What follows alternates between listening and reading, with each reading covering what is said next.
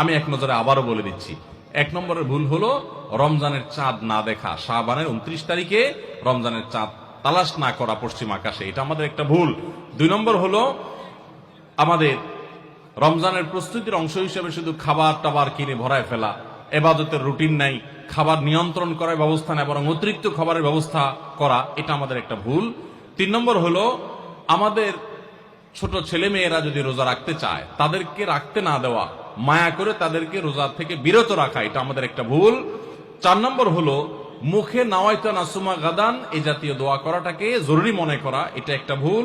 5 নম্বর আমাদের ভুল হলো রমজানের যে আমাদের অনেকে পেটের রোজা রাখি, চোখে মুখে কানে অন্যান্য অঙ্গ প্রত্যঙ্গ দিয়ে নানা গুনাহ করি ফেসবুকে ইত্যাদিতে, এর মাধ্যমে আমাদের রোজা অর্থবহ হয় না, এটা আরেকটা ভুল।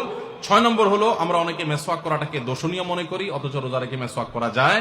7 নম্বরে ভুল হলো আমরা অনেকে সারি খেতে খেতে একেবারে আজান পর্যন্ত ঠেকাই দেই, অথচ এটা ভুল, আজান পর্যন্ত ঠেকাইতে হয় না, একটু আগে শেষ করতে হয়।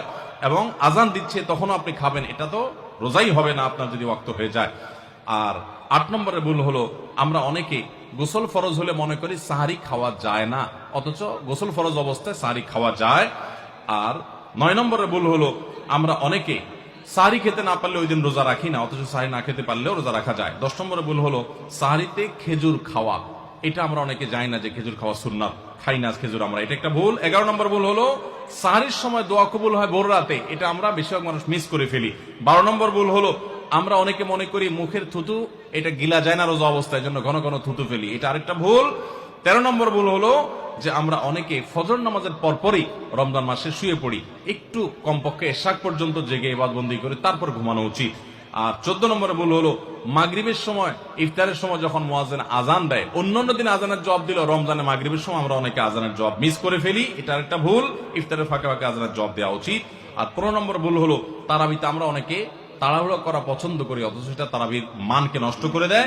16 নম্বর ভুল হলো মোবাইলে টেলিভিশনে বিভিন্ন প্রোগ্রামে গেমস ইত্যাদিতে আমরা রোজা থেকে যেহেতু খাবার দাবার নাই সকালে দুপুরে এই টাইমটাতে আমরা সময় নষ্ট করি, এটা আরেকটা ভুল।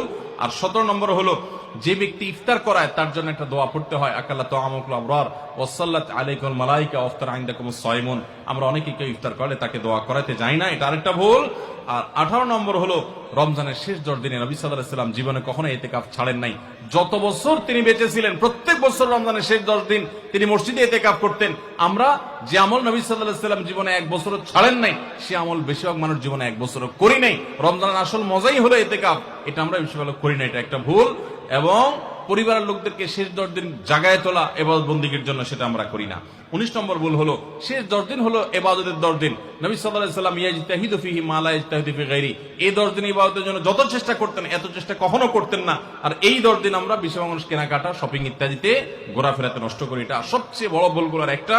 আর 20 নম্বর হলো ফিতরা আমরা সময় মতো আদায় করি না, অনেকে ঈদের নামাজের পরে ফিতরা দেন, সেটা ফিতরা আদায় হবে না, সাধারণ দান হয়ে যাবে, এটা হলো 20 নম্বর এবং সর্বশেষ ভুল।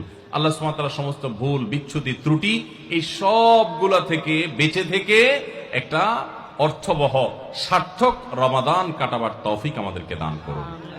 সবাই চেষ্টা করবো তো ইনশাআল্লাহ। জাযাকুমুল্লাহু খায়রা ওয়া আখিরু দাওয়ানা আলহামদুলিল্লাহি রাব্বিল আলামিন।